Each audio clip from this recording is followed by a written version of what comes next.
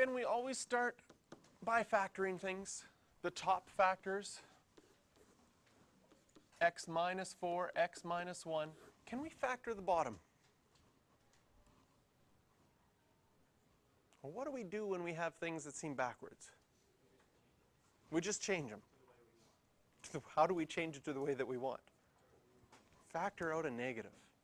If I factor a negative out of the bottom, can you see that your x becomes positive and your 1 becomes negative? And why is this important? Because it cancels out. So when we go to step number 1 and say our non-permissible value, x can't equal 1, is that going to be a whole or is that going to be a vertical asymptote?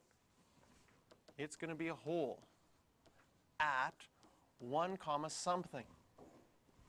Now when we simplify this equation, can you see that you will get y equals x minus 4 is left on top. What's left on the bottom?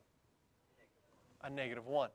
How do I write that if I didn't want to write that negative 1 on the bottom?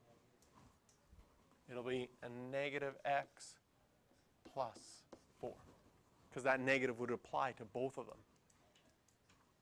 It's like having a negative out in front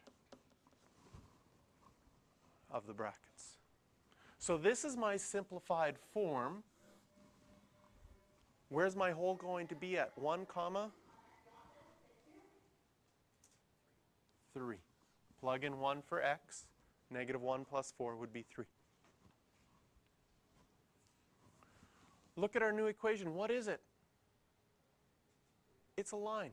We don't have to go through step 2 to check for horizontal asymptotes or oblique asymptotes. We can go right away to graphing this. We know where our hole is. Our hole is at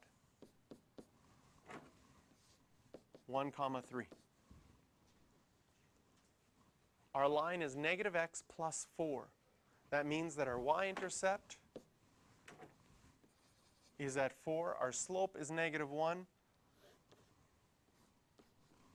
So we can draw our final graph. What is our domain and range? To write the domain of these, it's easy. All you have to say is x can't equal 1, but x could be anything else. And a range, y can't equal 3, but y could be anything else.